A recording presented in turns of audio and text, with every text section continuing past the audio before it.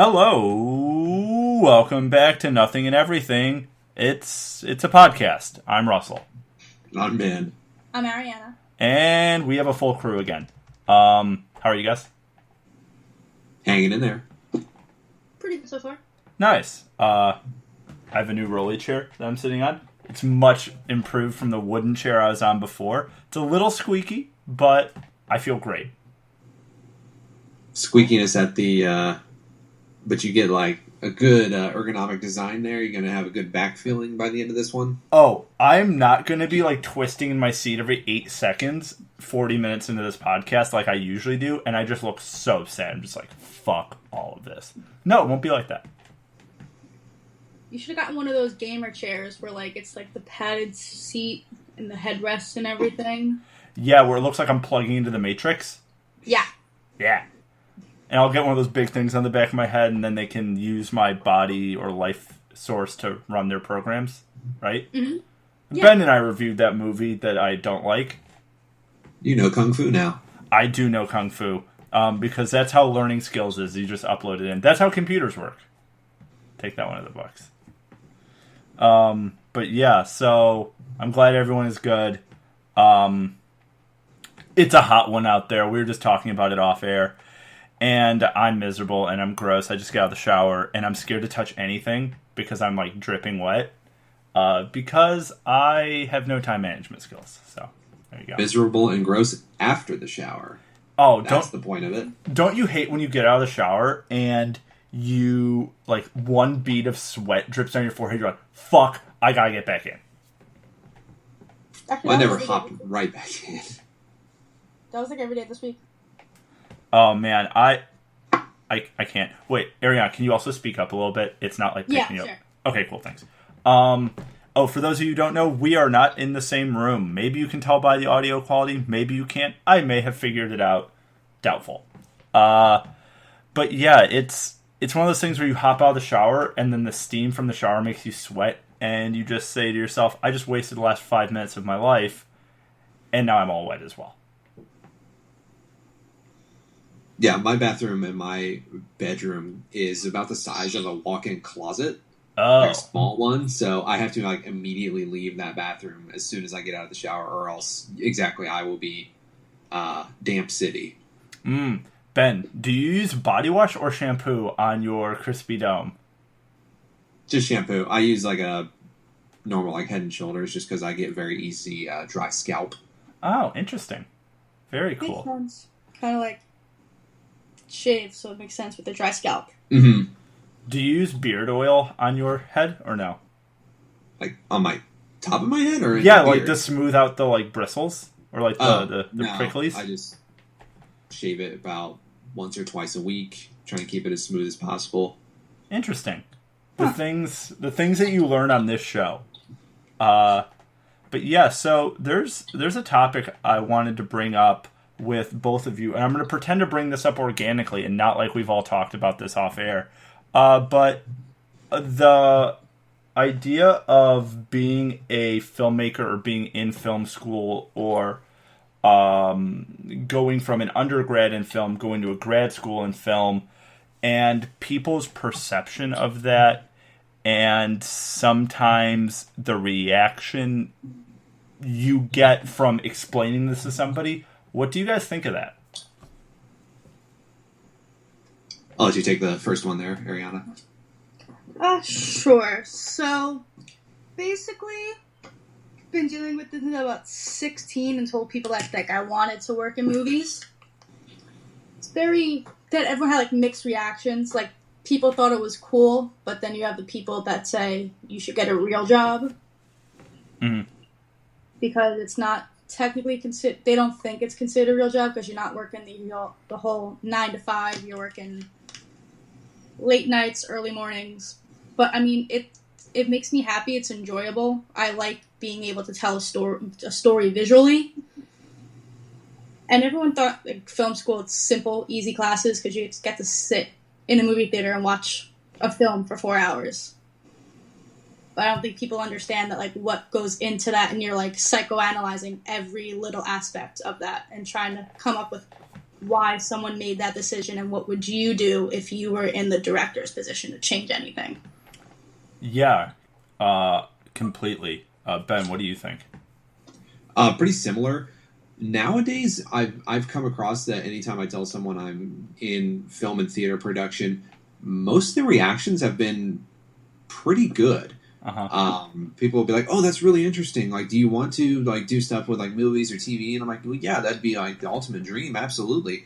I've been surprised that a lot of people will be like, "Oh, like, is that something that like you think you can get into?" Or I think I caught more of that growing up from friends. Not so much my parents. My parents have always been pretty supportive, but like, yeah, a lot of friends.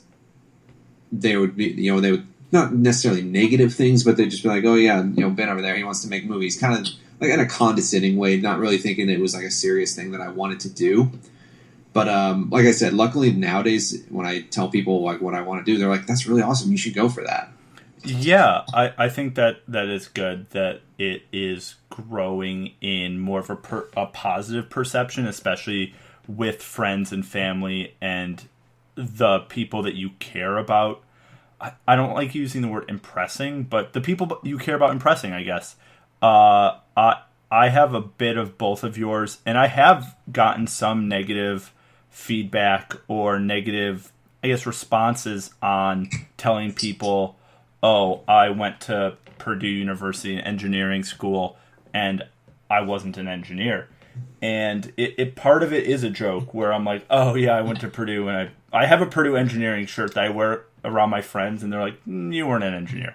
But I'm also proud to say that I do have an undergraduate degree in film, and I think a lot of the negative feedback that I've personally gotten, never from my parents, because my parents, I'm very thankful, have never told me that's a stupid idea. They're always like, "Let's see how that plays out for you, dude," which creates the creature that you see before you. And I think a lot of it comes from people, especially when you tell them I'm getting a master's of science, and they're like, "Oh, that's awesome," and you say cinematography, and their smile just drains off of their face.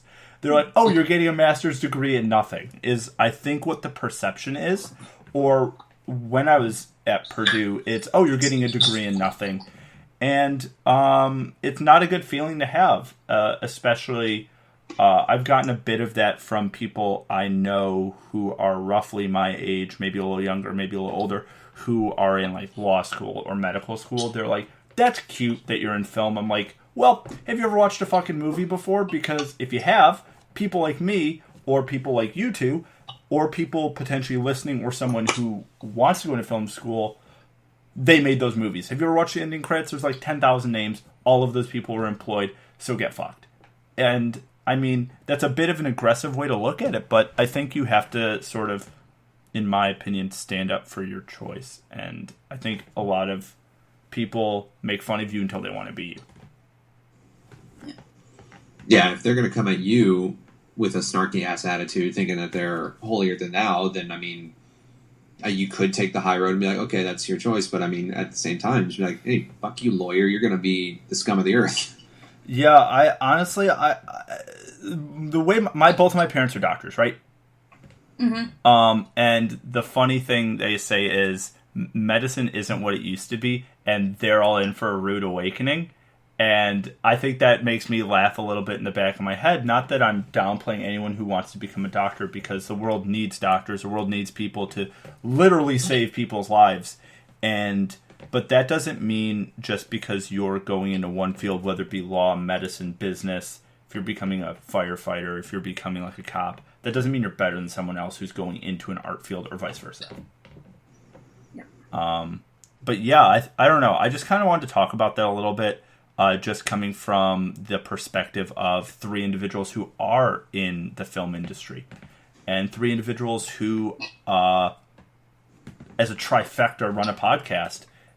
And when I tell people that, "Oh, I'm a co-host on a podcast, blah, blah, blah," people definitely roll their eyes. I don't know if you guys have ever had that sort of response. But yeah. I've had people ask, like, they've said, like, "Oh, that's, like, so cool. What is it about?" And, like, they're into, like, "Oh, I listen to podcasts, but not that one." That's a common response. Like, yeah, it's like that's fine. Like they're more into like the serial podcast and everything, which is a very good podcast. But like now, I guess it's like people are like more open to it, whereas before people just look down on it. Yeah, I think it's become more legitimate, and I think you being a YouTuber, that's almost like a bad word now. I don't know what. Yeah, now it's more like now they use the term influencer instead of YouTuber. Yeah, but then I also want to roll my eyes, because if I ever told someone I was an influencer, I would hope someone would punch me. Because I've influenced nothing. No. Well, I mean, arguably, some of the more famous influencers have influenced nothing of, meaning either. They're just good at exploiting young people for their money. That is true. But on that note, have you guys heard about this? I sound like Jerry Seinfeld. Have you guys heard about this like gamer girl person who's selling her bathwater? Yeah. Do you guys know what I'm talking about? Yeah, I think BuzzFeed did an article on it. Yeah, that's how I found out. A couple weeks ago, my girlfriend introduced me to this individual. She was like, "Hey Russell, you have to look up." I don't remember her name. I think it starts with a B or a D. But she's like, "You have to look up this person. I want your honest opinion." So she took my phone, went on my Instagram, and just turned the screen around. And I'm like, "What the fuck is this person?" And everyone is allowed to do whatever they want that makes them happy, or in this case, makes them potentially lots of money. Good for you. I'm not going to judge you. But if you're selling your fucking bathwater, one, what? Two, who is the market for this? And three, why am I not making this much money? Creepy old men's probably your market. Mm-hmm. Is this like you should have sold your locks of hair that you cut off. You're right. I should have sold my locks of hair. Yeah. I cut off probably 11 inches of hair. Now I have a normal-ish haircut that's a standard guy haircut. My hair was to my shoulders, and it's all gone. And I wish... What's up? It's good for the summer. It is good for the summer. I wish I could have done like locks of love, but I use products in my hair. And if you do locks of love, it has to be like all natural. And I use certain kinds of conditioners and stuff, and they don't like that, so just went on the floor. Yeah. But that was the thing. On the update of my hair status, no more Jon Snow hair for Russell. Now it's more like Kit Harington's hair right now, which is short.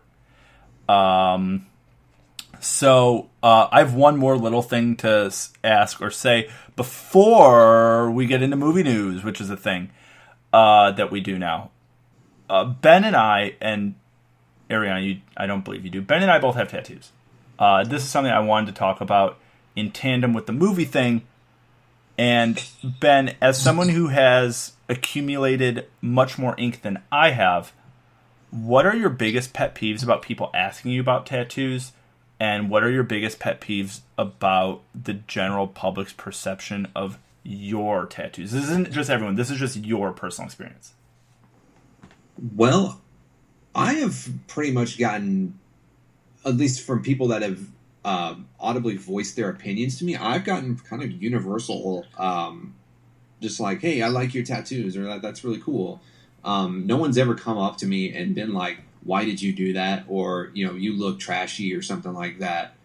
I've been fortunate enough, I guess, to not have to deal with someone that thinks that that's an acceptable way to come up to someone and talk. Yeah.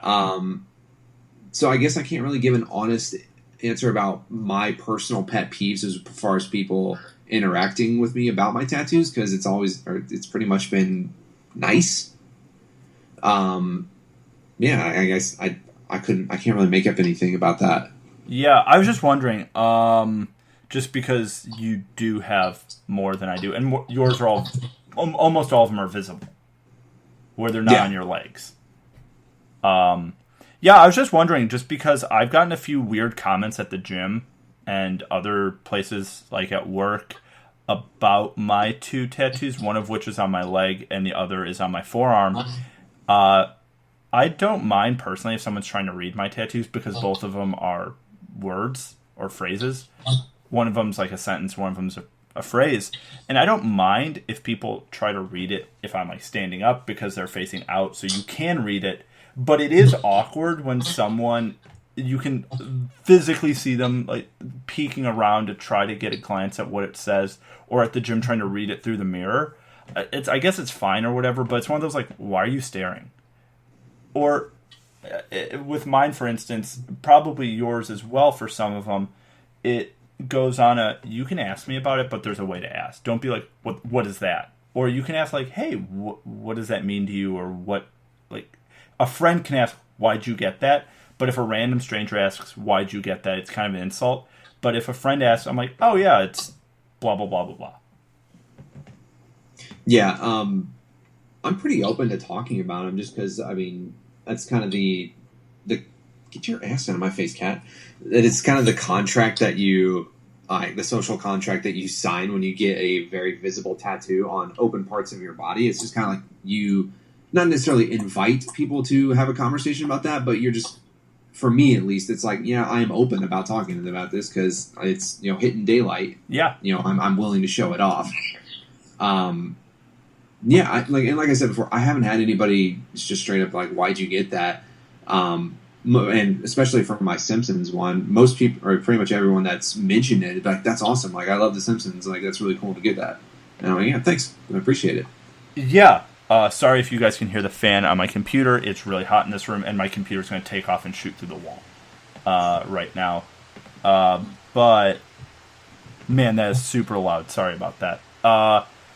But, yeah, I think that's pretty accurate. I think I have a fake answer for most people when they ask me about my tattoos, because both of mine are pretty personal, and neither of the things that are written on me are extremely personal things, but they mean something more personal. They're both references to something else. However, I have like a fake answer for when people ask me, or if one of my friends asks me, I'll give you the honest answer of what they are. And that's kind of my thing. But I just wanted to see what you thought about that. And Arianna, who doesn't have tattoos, who maybe one day will get tattoos, maybe not, whatever. I have a whole Pinterest board of tattoos, but that's as far as I've gotten. Yeah. It's just interesting for someone who doesn't have tattoos to potentially hear about people who do have them on the social stance of what it's like to live with it, and have people just say, what the hell is that? Or just kind of stare at it. Yeah, I actually get more questions about my gauges than anything. Like, yeah, more people will be like, "Why'd you do that?" And I'm like, "I fucking wanted to." Like, yeah, I don't know. My only question when I first saw Ben have those in is, did that hurt to do that? I never ask why. I'm more like, dude, did that hurt because you're putting holes in your ears? That's my thing. It's like, dude, do what you want with your body, kind of thing, Yeah, it wasn't pleasant to get. I mean, I didn't get punched in at like this size or anything, but because I stretched them gradually. But the hole that was punched in was significantly bigger than just a standard like 14 gauge or 16 gauge piercing. Yeah. But also, I think I know this is a audio medium, but Ben also doesn't look like the kind of guy you would go up to and say, "Why the hell did you do that?" I wouldn't. If I was in a bar, I don't know if I would ask the guy who looks like Ben that, because I'd be scared the guy who looks like Ben would pick me up over his head like Juggernaut and split me in half. I don't think I look that intimidating. It's the beard. I don't know. It's the beard and the lip ring.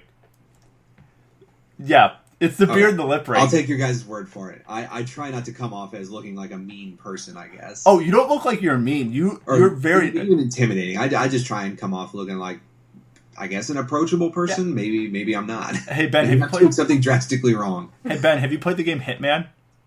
I love the series Hitman. You look like Agent 47 if he puts on a beard. And was about fucking 50 pounds fatter, maybe. See, when we're just FaceTiming, so I can only see you from the chest up, and it's very hard to tell what someone looks like from the chest. Yeah, Ben's like, okay, how do I angle this? Okay, perfect. More like that. Yeah, just from here up, it's like, oh, damn, Ben, looking good. But yeah, it's just always interesting. But now that we got that off the thing, words are hard for me. I haven't eaten, which is a long-running thing on this podcast, that when we record at night, I don't eat dinner beforehand, and I lose all brain capacity. Look at me. I was gonna say, are you having a stroke currently? Yes, I am. Someone, please call 911. By the time you are listening to this, I am dead. Ben and or Arianna have uploaded the episode. Thank you very much.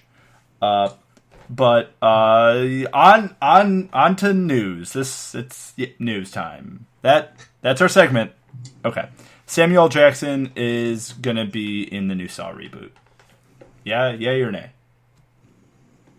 I mean, I'm completely indifferent towards whether they even continue to make this series or not. It was just not my thing, so meh. Yeah. The first one's really cool. Yeah, I don't think you can, like, if a reboot, like, I'm not a big fan of reboots. Yeah. But I'll probably go see it because of Samuel L. Jackson. Like, is he going to play Jig Saw or like whatever the person like running all the traps? Is that the thing? Or do we? I hope so. I don't think they've like mentioned it. They just said that he was like in talks to being in it. Okay. I hope he's Jig Saw. It's like, games, motherfucker. Do you play them? If he just played himself. Yeah. Samuel L. Jackson sets up traps for people. Yeah, it's just him sitting in like a lobby. Or have you seen those interviews where they have to? It's like the autofill interviews. Like, did Samuel L. Jackson? They like remove the tape. It's just It's him in a white studio, just in front of a TV, being like, I tied you to a wall, and you're gonna have to cut your hands off or something. I'm Samuel L. Jackson. Let's roll the clip. If that was the movie, that would make $1 trillion. I mean, if he is Jigsaw, I kind of just want to see him like ride around the little tricycle. Yeah, that's it. He rides around on like a full-size adult tricycle. Have you guys seen around the room? Have you guys seen those videos on YouTube? It's like living with Jigsaw and working with Jigsaw. Yeah. Yeah. Okay, that's what my recommendation this week is for people to watch, because those are fucking hilarious. Like, they're so funny. But yeah, that's all that reminds me of when someone says Jigsaw or the Saw movies. I just can't take them seriously. Also, because the last one was real shit. But yeah. Next piece of news: the character that John Turturro plays in The Big Lebowski is getting a spin-off, and it's going to be in 2020. Is it necessary? Again, meh. I don't know. Maybe it'll be funny, maybe not. But it's like a lot of time has passed since The Big Lebowski's come out. Yeah. What year is The Big Lebowski? Like 2001? Maybe like 98 or 99. Oh, okay. That's pretty later. Have you guys ever played the Big Lebowski drinking game? I've not. It's where you drink when the dude drinks. Boy. Yeah, try to make it through that movie. I mean, it'll just be an excuse to watch The Big Lebowski again before the spinoff. Oh, 100%. I love The Big Lebowski. That's probably my top 20 favorite films of all time. Yeah. Yeah, that movie's pretty incredible. And only gets better with age. True. Another piece of news, rest in peace to Rip Torn. Big time loss. Yeah, apparently he was like, according to all the people paying their respects on Twitter and whatnot, they say he's like the nicest person in the world and like a super cool dude. Tried to break into a bank one time because he thought it was his own home. That's awesome. Okay. Which pretty much rules. What a legend. That's why we have to watch Dodgeball and the original Men in Black or something for next week's episode. At least Dodgeball, just because I need an excuse to watch that classic again. Because Patches O'Houlihan and White Goodman are probably two of the funniest characters of all time. Freddy got fingered. It's classic. Do you want to watch that? We can do all three. I'll watch it on my own. I own that movie. Movie I've ever seen, but it still makes me laugh. I own that. VHS copy? Hell yeah, dude. Hell yeah, VHS copy. I don't know if we still have a working VHS player, which is going to be a thing, but I don't even know where you buy a VHS player, but we're going to try to get it. eBay? Yeah, Probably. eBay has everything. Or Amazon if you wait another couple days until their worker strike is over. Don't be a scab. Yeah, what is up with that and the Prime Day deal thingy? From my understanding, it's basically they are striking, or I don't know if it's every single warehouse, but some of their major warehouses are striking during Prime Day to protest like their work conditions that they go under, or that they have to work under, which I've heard have been pretty horrid. As far as like no breaks, they have to make a quota like every day of like shipments and all that, and just they're not getting paid sufficiently for the amount of work that they do. So I believe that's the reason why they are striking on Prime Day of all days as well, just to kind of send a message.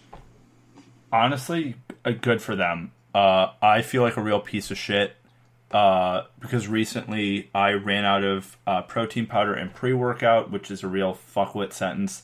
And I realized it in the morning, and I was going to go to the gym after work, so I went on Amazon, and I got same-day delivery, so it was there by the time I got home from work. But the amount of stress that my stupid action laying in bed or like laying on my sofa did to someone else makes me feel horrible. You can't really blame yourself for that, because, I mean, there's probably any number of actions that we do every day that somewhere causes someone, just like through their basic work day, to be stressed. I mean, if you tried to break down every single one of those, you'd drive yourself insane. Oh, 100%. But that one is, like, so lazy. I could have just gone on my way home from work. Like, yeah. Like, is it bad that I bought stuff yesterday on Prime Day, but none of the stuff that I bought was on their Prime Day sales? So it's all coming now. I don't think any of it's bad. Like, and a lot of people, I don't even think a lot of people even know about the strikes going on. And, you know, and we're saying our shopping ecosystem is so ingrained into Amazon anyway that I really don't know if this strike is going to do much of anything. Not that they shouldn't, you know, just to kind of get their message across, but it's hard to believe such a mega corporation like Amazon is going to feel much of a dent because of this. Yeah. Yeah. People just don't want to do human interaction anymore, which is why people prefer online shopping. I mean, I like it because, I know, for instance, Forever 21, when you go in that store, it's like, it's a madhouse. Nothing is the same on any of the racks.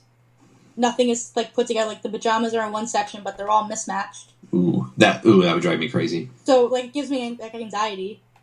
So I'd rather go online because I know like when I hit the little button for like rompers, I know all my rompers are going to be on the screen. Yeah, I could see that being really tricky. I went to an H&M recently, which, yeah, okay.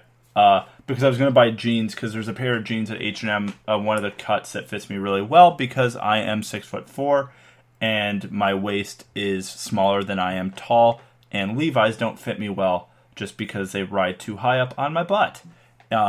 So if anyone out there wants to send me pants, send them the jeans from H&M. But I was over there, and they literally had every other size but the one I was looking for. But the size I was looking for, which is like 31, 32, and 34 down, had a full stack, and none of them were the fucking right size. Jesus Christ. Like, is that hard? Fucking put shit away. God damn it. Sorry, I have to air a grievance every episode now. But yeah, buying pants sucks. Can I just wear a burlap sack everywhere? Because, fuck, come on. You can wear cargo shorts even though they're not in style anymore. Kilts. Ooh, that's a cool one. Yeah, it is hot out. Stylish and breezy, right there. Stylish and breezy, and I'm European. I can pull it off. They have multiple colored plaids, so like, you know, a variety. One for every season. Honestly. And they have little hooks for like a little flask to go on. Yeah, and they'll go with all my different kinds of sneakers, because I literally have a pair of shoes for every outfit. Now I just have to get a pair of plaid ones to go with a kilt. We're done. You can't do plaid shoes and a plaid kilt. Try to stop me. So that's that. I don't know how we got to that place. I don't even remember what news thing. We were talking about Rip Torn. Okay. There's a Scooby-Doo poster for the new Scooby-Doo movie. Okay. There's a new Scooby-Doo movie, apparently. Okay. Oh, is it like fully animated? I think maybe. It appears so. Yeah, it appears like it is. But good. That's a thing that's happening, I guess. But But did you know? Sorry, quick sidetrack. Did you know that James Gunn wrote both of the Scooby Doo movies that came out in like the 2000s? The live action ones? Yeah. what? Mm-hmm. They're James classic. Gunn wrote those. Did James Gunn write them on a note on his phone while taking a shit? I've gone back and actually rewatched them just because my kids had a Scooby Doo kick for like a week or whatever, and they're actually quite not good. I'm not gonna say that, but they're very adult oriented. Really? For PG or PG-13 movies. Like there's a lot of like weed jokes, sex jokes, and all that, like stuff that would go over a little kid's head. But of course, you have like the slapstick and like silliness of the stuff that's gonna like make all the kids laugh. But yeah, after watching it and then seeing that James Gunn was the writer of both of them, it kind of makes sense. Yeah, you don't remember the little memes that are up there of like where Shaggy's on the airplane with that girl, and she says like, "What's my name?" And she goes, "Mary Jane." He goes, "That's my favorite name." Oh, yeah. We should go back and watch a bunch of real shit movies from the early 2000s. That'd be a good episode where I don't lose my mind. I will admit, but when I was younger, like, I thought those movies were, like, extremely good. I mean, I think so, too. What was your favorite movie as a kid? Like, when you were, like, actually a kid? Like, favorite movie that ended up being shitty, or just a favorite movie? Like, favorite movie from, like, 0 to, like, 5 or 6. Ooh. I know mine. I'm trying to think of the movies that came out when I was 5 or 6. That was, like, late 80s, early 90s. Ben, Shit, I don't know. Our movies may be very similar. Maybe. What were yours? My favorite two were Happy Gilmore and Space Jam. Okay. Okay. Oh, I thought we were going like little kids. Like the one that first popped into my head was The Land Before Time. Oh, I mean that counts. Yeah. That my parents showed me Happy Gilmore and The Space Jam. Brave Little Toaster is like the earliest movie I can think of. I've never seen that. I love that. That's such a classic. I love that one. Little Blanky. Oh. Mm-hmm. I've never seen that. I used to watch that with my grandma. Yeah, there's some parts in that like legitimately scared me though when I was little. Have you guys ever watched Courage the Cowardly Dog? Mm-hmm. Yeah. That show fucked me. So, yeah. There was a thing on Facebook that they want that to be made into like a live action because now everyone's doing like a live action movie. Like Dora the Explorer is a live action movie now. Yeah. I'm waiting for Hercules. Where's my Hercules live action film? That's what I want. Make it happen. You make it happen. I will. Get on that script. I will call Sonny right now. Let's have Sonny come on the podcast just over the phone and tell him a thing, and he'll be like, "What are you talking about?" and hang up on me. That'll be a thing. The last few news stories. There's more shots of The Witcher. We're probably going to get a trailer at Comic-Con this coming week. There's a Kingsman trailer that looked fire. And Taika Waititi is doing Thor 4. Yeah. Is Thor going to be fat still? I fucking hope so.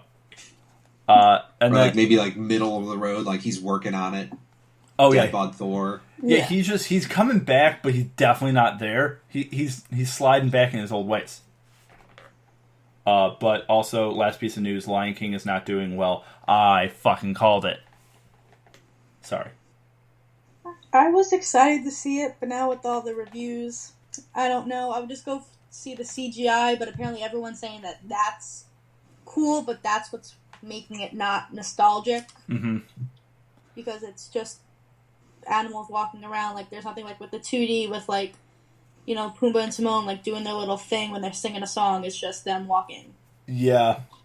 So, I called it. You guys can go back to episodes from February when those trailers came out. I said this movie's not going to do well, and I have no desire to see it. I stand by my word.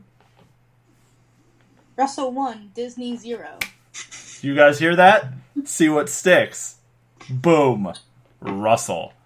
That's what stuck. That's our new catchphrase. Yeah, so now the Disney police are going to come knock on my door, and you'll never hear from me again, even though I'm having a heart attack or stroke or whatever was happening, and we're never going to be able to finish this episode. I think you've been enthusiastic enough about Mulan, and so that might cover it. And that movie actually looks really fucking good. Yeah, that looks fire. I'm hype for Mulan. I'm excited to know the actual origin of the story. Yeah, Right. No Mushu, but I also find Mushu to be the weakest part of that film, so I'm fine with no Mushu dragon. They were saying Go ahead, Ben. Is that confirmed that there is not going to be a Mushu? Okay. Mm-hmm. They're saying how Mushu and the cricket, I forget the cricket's name, they're saying that that's what they wanted to Americanize it as. Ah. So this one is the whole actual story of Mulan, where there's no talking dragon or anything like that. And it's not a musical. There's no singing. But I just want to have the Let's Get Down to Business song, because that song and that workout montage, that'll get me in the gym every single day. I'm actually not kidding. Like, I have listened to that in the car, and I'm like, fuck yeah, let's go. I'm going to go defeat the Huns. Thanks for anyone out there who understood that really dumb reference. Are there any soundtracks to like kids movies that you actually legit enjoy and not on like an ironic level? Space Jam. Like for me, Mulan, or not Mulan, sorry, Moana is Very like an good. awesome soundtrack. I love that soundtrack. Can I say Space Jam again? Can I say a Happy Gilmore? Actually, let me think. Kids movies with a legitimately good... Tarzan? Phil Collins? Fire? I'm trying to think. What's another good... The Lion King is pretty good. Lion King, Toy Story is actually very good. Yeah. I don't think I'd go back and listen to it right now, but if I did hear it again, I wouldn't turn it off. Yeah. I liked Frozen, but then it became way too popular, and you hear the songs everywhere, so I don't like it anymore. I'm trying to... What else do we have? Hercules was a good one.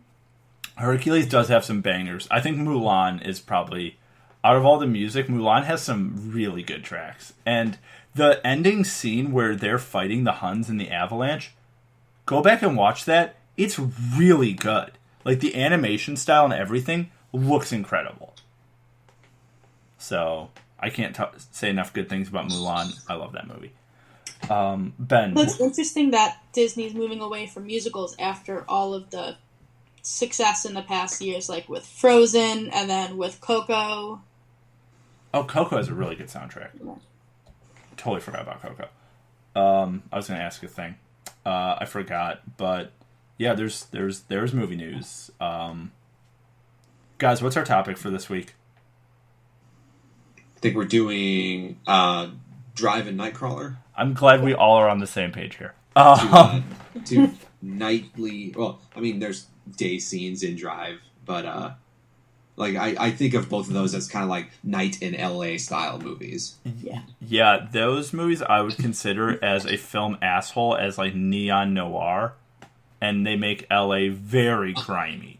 Those movies should not be on the Los Angeles travel guide list of films to watch, because if you watch those, you're like, I'm never going to Los Angeles ever. I'm going to get murdered. Or someone's going to film my murder and sell it to a news station. Yeah. Which movie do you want to talk about first? No preference here. Neither do I. Okay. Dealer's choice.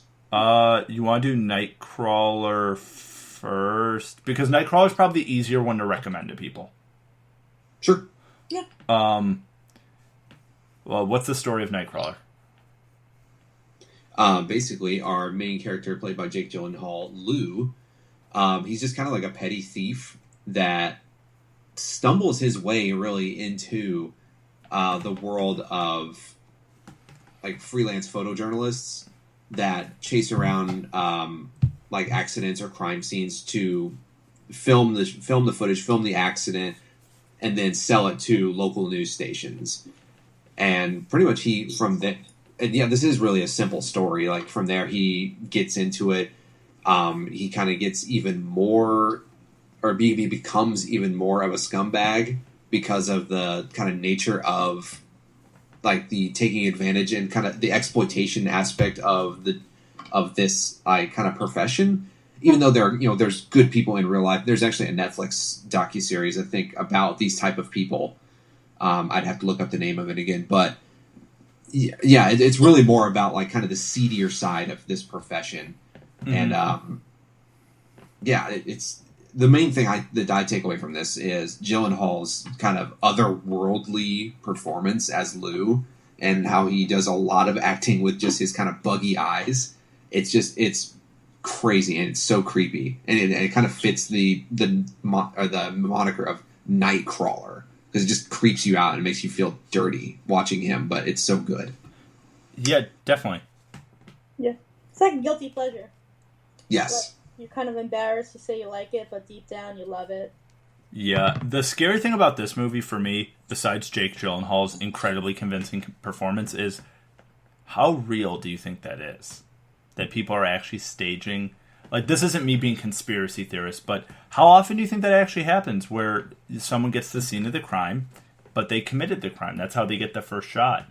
And it does ask those questions, like the moral integrity of the news, like nightly news, where you are preying on preying on people's fear, and you're not really showing anything positive because fear gets ratings. And it's really interesting to look at. It makes you kind of reevaluate watching the news and watching anything, because you have to realize it's all people at the end of the day. So you do have to take it with a bit of a grain of salt. Yeah, I couldn't say for sure how often, like, those type of scenes are set up by someone, like in this movie, but I have no doubt that there is sensationalization and certain things that are embellished to make something look worse for those ratings. Yeah.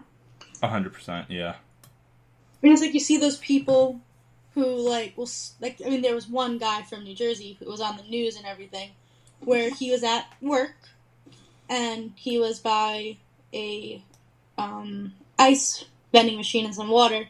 He took water, poured it on the floor, took a few steps back, and then walked over it and fell on the floor. And he tried to say that no one cleaned up, so I fell at work. And then when the security footage showed him do all that, it was a whole big thing. He got fired and everything. Yeah. So it's like, will people fake it just to get some money out of it?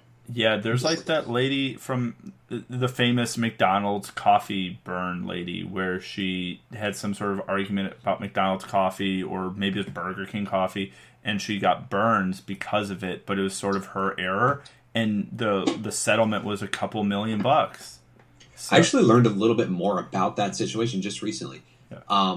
The problem was, like, that the coffee was actually, the temperature was way, way hotter than what it should have been, like, to serve. So instead of just like your typical hot coffee, like, be careful, it's this bad if you spill it on you. This stuff was like scalding hot. Oh. So I think that somewhere along the line, because I think a lot of people have heard that sort of that story, that got lost along the way. But like, a friend of my parents, like, because I brought that up for I don't know how it got brought up, but he's like, there's actually like a full story to this. He showed me it, and I'm like, holy shit! Like, this woman wasn't like the asshole looking for a lawsuit. Like, she had a real grievance. Interesting. The more you know. Yeah. That's actually incredibly fascinating. But yeah, this movie does make you think. I really like it. It also makes you feel a little grimy. And Riz Ahmed's performance in this movie is heartbreaking. Where he just wants to be kind of like a freelance worker. He just wants sort of to have a friend. He wants to kind of be this intern character, this cameraman. And Jake Gyllenhaal's character in this, Lou, is just a fucking asshole. And really, really takes advantage of Riz Ahmed's character. And it's...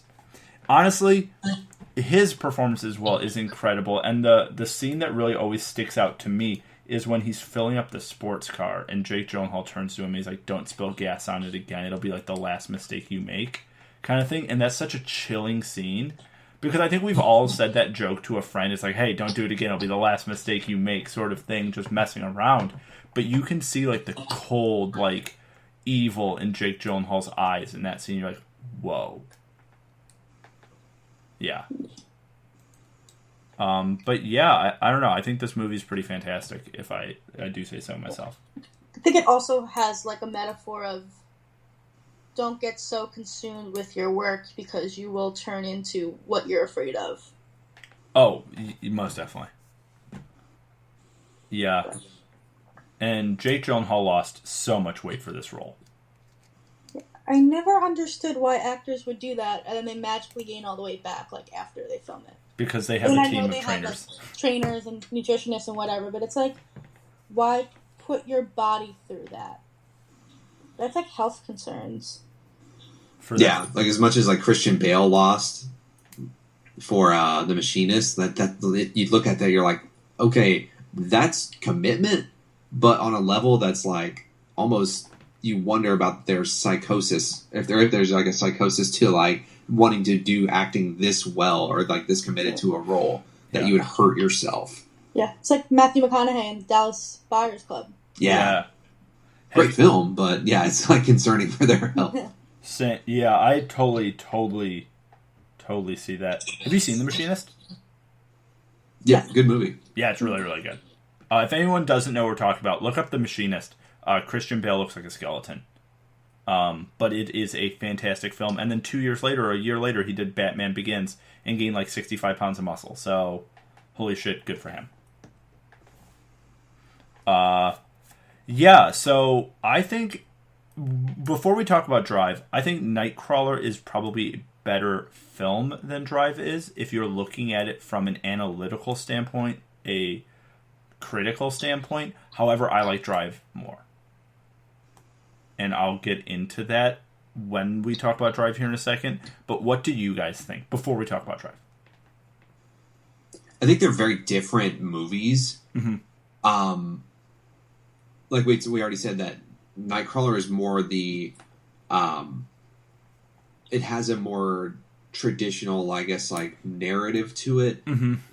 And there's definitely more dialogue and, acting, but there's phenomenal performances in Drive. Mm-hmm. But like I personally like Nightcrawler more, just mainly because of like the force that Jake Gyllenhaal brings to that film. Mm-hmm. But Drive is a phenomenal film as well. Yeah, Drive is more. I don't want to sound like a pretentious piece of shit. Drive is more of a filmmaker's film, where Nightcrawler is more of an audience's film. I can see that, but I would say both are probably not like major audience pleasers, because I think both were very polarizing, especially Drive.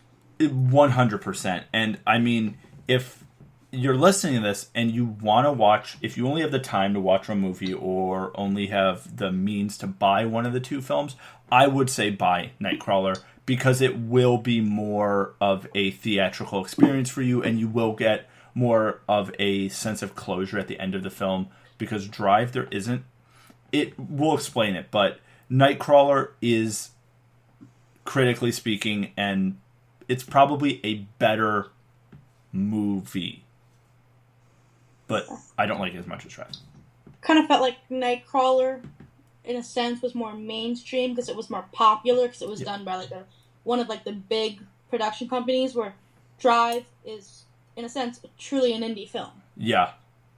And not a lot of people like indies because they only stick with the main, like the big three. They don't branch out into seeing like what other filmmakers have. Yeah, and we can talk a little bit about Nicholas Winding Refn, the director of Drive, and how he's debatably insane, but incredibly talented. But yeah, Nightcrawler, it gets a big ol' thumbs up from Russell. Ben gives thumbs up for me. Thumbs up for me. Yeah, because on the internet there's no nuance, so things are only good or bad. So because there's no nuance, it's a thumbs up from us. Just like every human, 3 thumbs up. And so now we're going to talk about Drive. Arianna, you gave me a really fun fact about Nicholas Winding Refn and having people live with him during the production. Do you want to tell that story? Yeah. Oh yeah. So I read on IMDb that he wanted it to be a super collaborative experience for all of them. So during the throughout all of filming and editing, he rented a house and made everyone live with him. Interesting. I mean, good. I don't know if I would go that far if I was shooting a film with anyone. Because I think you have to separate work and, like, your personal life outside of that. Yeah. This doesn't really seem like the kind of film that would, really require that amount of, I guess, togetherness from the cast. Yeah, it really doesn't, just because there's a few elements of this story that... Sorry if you guys heard that bump. My new rolly chair hit the computer. There's a few elements of this story that I don't feel... There's a few things I think could get cut out of this film. And hearing about the entire cast living together, you would think there would be a few things that are more cohesive that just kind of aren't. And I think as much as I love this film, and I will genuinely force people to sit down and watch this with me, I think this film gets a little self-indulgent, where this movie's like, there's a scene in an elevator near the middle to end of the film that it's very artsy, where the lighting physically changes, like it's like diegetic versus non-diegetic lighting sort of thing, same as like music, that whole kind of thing. I know with lighting it's different than diegetic versus non-diegetic because that's an audio term, but that's the only way I'll be able to say it. That scene is so over the top and throws you off. And there's another scene in a motel bedroom that is so over the top that you're like, what is going on? Like, it just takes a weird left turn a few times. Yeah. I think for both of those scenes, that's kind of what I like with a movie that kind of gets into the more extreme graphic violence. It's not like prolonged; it's very short bursts of it. Yeah, I think that's the shock value that works for me, especially instead of something like prolonged, like Saw or Hostel, where it's just like nonstop torture pornish type of thing. When you have something that's just bang, like holy shit, like it's done, over with in less, like before you know it. I think that is more effective than really just kind of stringing out the violence. This movie's very good about that. And another movie that I really like that it's kind of with an ironic title. It's History of Violence with Viggo Mortensen. Yeah. You would think like with a title like that, it's going to be like, this action-packed thing or something like that. But no, it's really a very subdued drama with portions of just like extreme violence that happen really quickly. And like I said, I think that's the most effective way to do something like that. If you're going to put in, like, for example, Christina Hendricks getting her fucking face blown off by a shotgun. Yeah, and when I say, like, holy shit, what's happening, that's not negative. It's actually kind of a positive, because when you watch that film for the first time, or even when you rewatch it, you know it's coming. And every time it happens, you're like, holy shit. But yeah, Arianna, what did you think? I like the cinematography in this, using like the mix of natural light and studio light. Like the one scene where he's just in, like, I think it's in his apartment, and it's just the lamp, and the girl's in her apartment with her, her husband, her husband and the boy at the birthday party.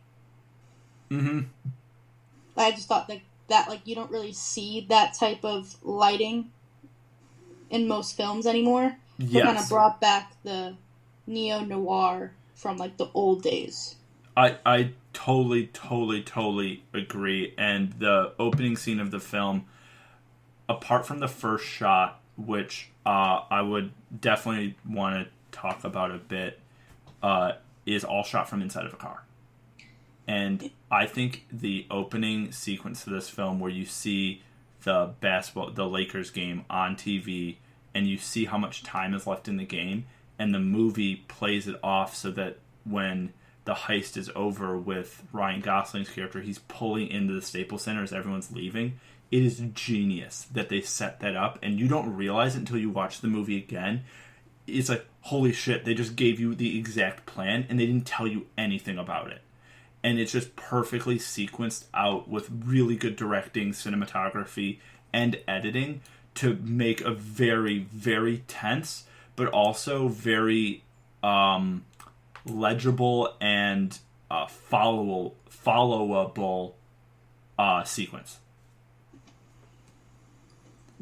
Yeah, and kind of going juxtaposed with what Arianna said, with kind of the lamp only lighting of Ryan Gosling when everyone else is at the birthday party. I really like the natural lighting from whenever, I think most of those are around like Bryan Cranston's garage, where it's kind of like either a sunset or a sunrise, and that it's just a very warm atmosphere to go along with kind of the warmer parts of this movie, with Cranston being a father figure-ish type for Gosling, or whenever Carey Mulligan and her son are there, like trying to picking up the car, dropping off the car. Just those nice kind of easier, like relaxed moments with the sunset or sunrise. I think that worked really well. Yeah, and this film actually as well had really good villains, which is interesting for a film like this to have legitimate villains. And I think they work really, really, really well, and it.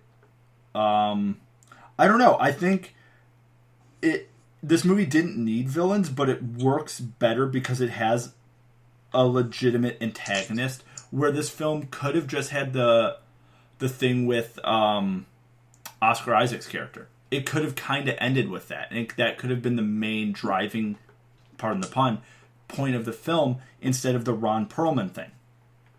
Yeah. I kind of like how it kept going deeper with that. Once it gets to Ron Perlman, and then it's finally all connected with Albert Brooks. I think it raises the stakes, and I think without that, without the kind of full like antagonist drop that we see with Albert Brooks, when we find out he is kind of the one pulling strings along with Ron Perlman to a lesser extent. Mm-hmm. I think it makes it a little bit more interesting than had we just stopped with the people that beat up Oscar Isaac and Ron Perlman. Yeah, and it's really interesting to note that Albert Brooks also shaved his eyebrows for this movie. Why did he? Is there a reason he did that? Like, I don't know if there's a reason, but he did. He doesn't have eyebrows. Maybe it's to make him look more like off-putting, because there's like, when you look at his face in the movie, you're like, something's up with him. It's because he doesn't have eyebrows. I'm just kind of hoping that he lost the bet and shave it for the film. I don't know, but it's really good. Oh, this film also has a really good soundtrack. Yes. Yeah, very good. The song "Night Call" by Kavinsky is like the synth song in the beginning, and then "Real Hero" by College are the two big songs from the film. Both of them are so well done, and they set the mood for the film incredibly effectively. And one thing that I always like in this film, there's a few lines that Ryan Gosling's the surrogate son figure talks about, where Ryan Gosling is like asking about sharks, and he's like, "Are all sharks bad?" And the kid's like, "Yeah, because sharks are the bad guys."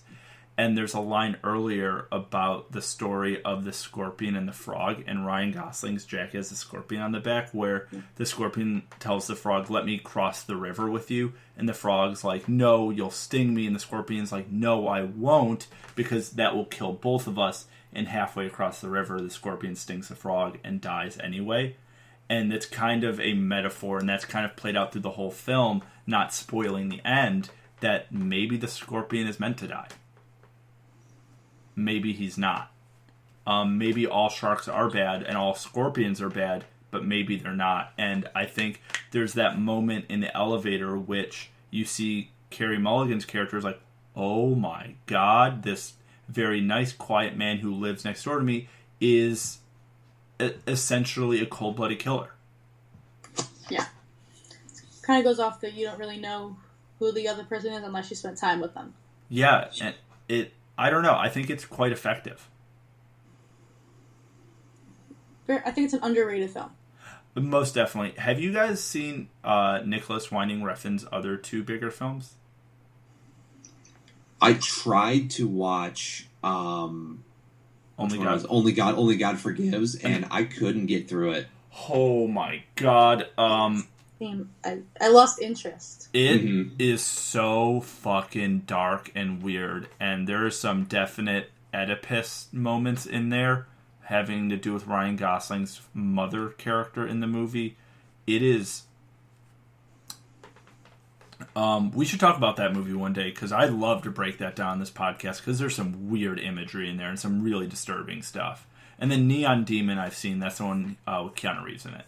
And Neon Demon is very strange. I actually think it's better than Only God Forgives, but Drive is his best film. And I don't want to say a director's a one-hit wonder, but this film is miles above the other two. But yeah, this movie, if you're going to recommend either one, watch this film with someone maybe who's already seen it before. Or maybe if you just really want to watch something weird and indie, watch this. But if you're going to want to just watch one of the two, Nightcrawler's probably going to be more bang for your buck. Yeah. Yeah. However, to plug Drive a little bit more, it is for free with ad support on Vudu right now. Really? If anybody, yeah, that's how I watched it without having to pay for anything. It is also free on IMDb TV, because that is how I watched it. Apparently, that's a thing. I just learned about. I didn't know. Yeah, I didn't know either. Like, I have the Amazon Fire Stick, so I just set Drive, and it came up as IMDb TV, and I was like, oh, let me see what this is. It's free. You just have to watch a couple ads. Mm-hmm. And it has I looked online. It has a ton of old good classic movies on there too.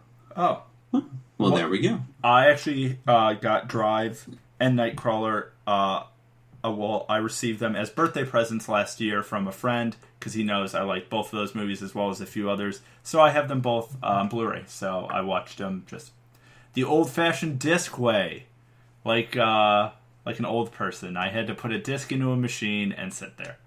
It was very retro, and I felt really cool about it. Well, now they're selling computers and TVs without the DVD player in it already. Yeah, mine doesn't. Both the computer I'm recording this on, my Windows computer, does not have a CD drive, and my iMac that you guys are looking at me on also does not have a CD drive. And I actually have a external Blu-ray CD drive thing that just has a USB that I can plug into any computer, and I have it in my backpack because there's more. Even for watching the movies, Ben sent me the Halloween movies. Friday the 13th movies, rather. How dare you confuse those? I'm sorry. How dare you, sir? I'm sorry. Two different ones. The Friday the 13th movies, I had to use that external thing to plug it into the TV here just because it's a really nice monitor. But yeah, it is kind of sad to have the sentence of, oh yeah, I had to be old-fashioned and use a Blu-ray. Yeah. Yes, now it's all streaming services.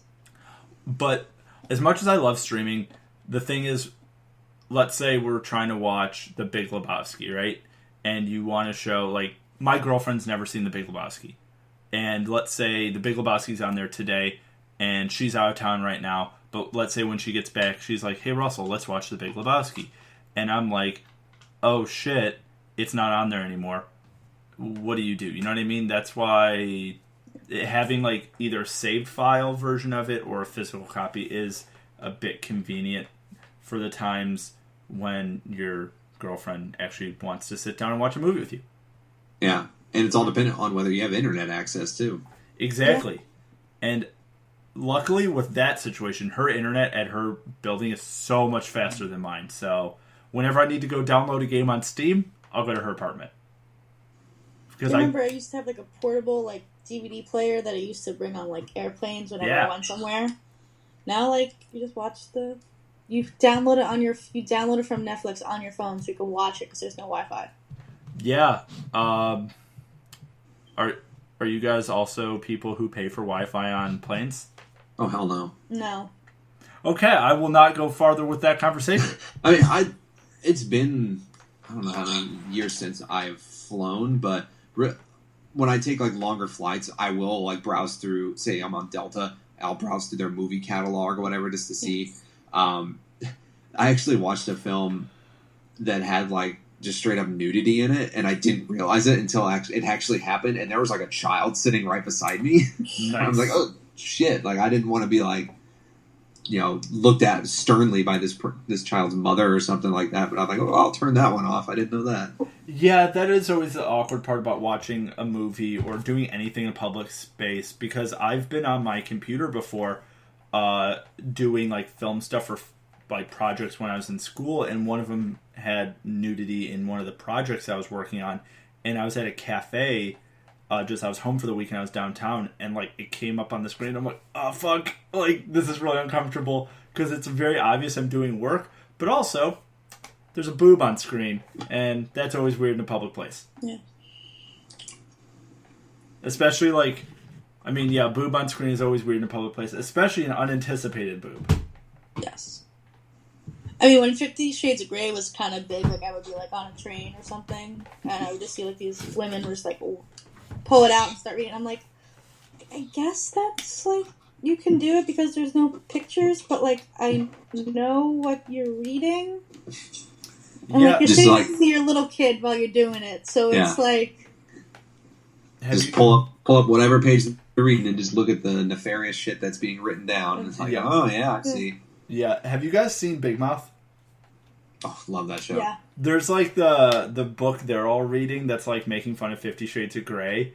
That all the moms and even Nick in the show are reading. I think that's really funny. Where they're like, wait, this is just like porn, but it's a book. And it's just very clearly what it's making fun of. And it's quite good. Now, I remember when it first came out, like, because that was all on like the website fanfiction. I think it was like fanfiction.net or something. Mm-hmm. Yeah. So it's based off of Twilight. So my friend was like, oh, I read this little fact about it. Let's go see. They took it off. Really? The website. Yeah. That's so strange. So I don't know if it's still on there, but when we looked, like, it was not on there at all. Huh. Interesting. And then you just jump into a rabbit hole of, like, other weird stuff that people write on there, and it's never any good.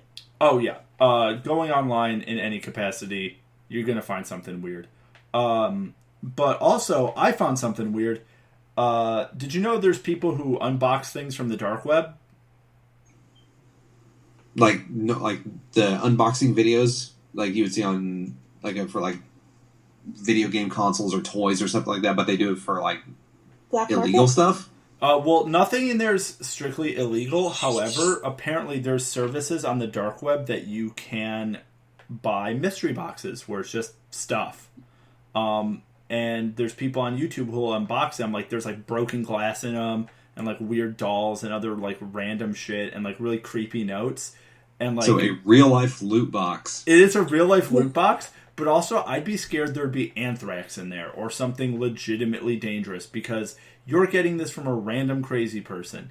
And I mean, if I was going to try to tailor a random loot box for someone, I'd put some pretty funny shit in there. However, I have like a really goofy sense of humor, but you never know who is on the other side of that transaction. You could put, like, there's a dude who got like a severed like dog foot. Ugh. Yeah, like what? I mean, I would be afraid if I opened it, like there'd be like a body part in there, and then I would have to call the cops and be like, "Someone sent me this body part." Yeah, that's my biggest fear. Kind of explain, what were you doing? Doing an unboxing video for likes on YouTube. Yeah, I thought it would be fun, and then the cops are like, "You're a fucking idiot," and you're like, yeah, kinda. Kind of, but like, I want to be YouTube famous, so there's also that. Yeah, oof. Big oof. But yeah, that's a thing that you can look into if anyone's really bored and has nothing to do at 3 a.m, so you're welcome. Arianna, do you have any recommendations for things for people to watch this week? Also, I watched that glass blowing show. Oh, really that was what I was going to recommend. Oh, okay. So, there's a Netflix TV show. It's first season. It's a Canadian TV show called Blown Away. And it's basically like any like competition where there's like, I think 10 people, and each episode is a theme, and they're glass blowers. It's really cool, actually. So like they teach you all the things that go into it. Like they tell you what the little holders are, what they mean, why you use the certain fires in what, and like if you put like baking soda in one, it gives this effect. If you put this in another thing, it gives it this effect. Yeah, it's actually super, super, super, super cool. It's like the Great British Bake Off, but it's glass. Yeah. Seems like glass blowing or watching people do glass blowing would be one of those kind of just nice, gentle, like therapeutic type of shows. Like just like, wow, like this is interesting to watch. It's just relaxing. It is fascinating. Although you just be sitting there and they're like talking, and then they go cut back to like the regular commentary to show people be like, blow harder, and you're like, all right, poorly timed. Yeah. But like, I get why you're saying it now. Yeah, but it's cool. Ben, what's your recommendation? Mine is, this is a show that you can find all the episodes on YouTube. It's an Australian show from about 5 years ago called Danger 5. I know what that is. You do? Oh my god, this show is wild. Basically, it's kind of a parody of old 60s and 70s, like, spy thriller shows, like cheesy action shows from back then, with a incredibly weird sense of humor.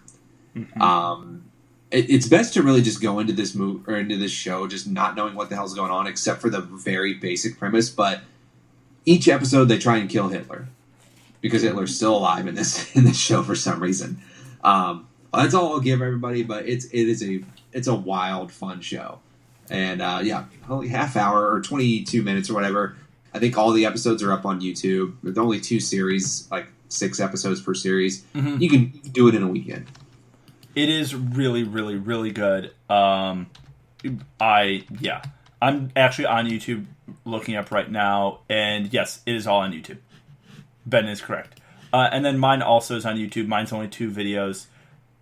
It is the Living with Jig Saw and Working with Jig Saw videos. Each of them are like 5 or 6 minutes, and they're fucking hilarious. Just go give them a watch. Also, if you want a little something longer to watch, because Ben and Arianna had legitimate things, watch John Mulaney's stand-up, the one where he's at Radio City, the one from 2018. It's incredible. Must watch. Also, I met Hannibal Buress this weekend. He's so nice. There we go. Also, give Hannibal Buress a shout. Look him up. He's really funny. Super nice guy. Yeah. Anything else? Nothing for me. Follow us and like us and do stuff. Come on, guys. Let's do it.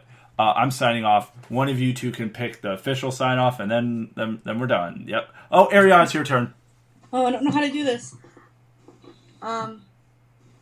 Shit. This is See What Sticks. See you next week. Oh, there we go. Choke! Bye.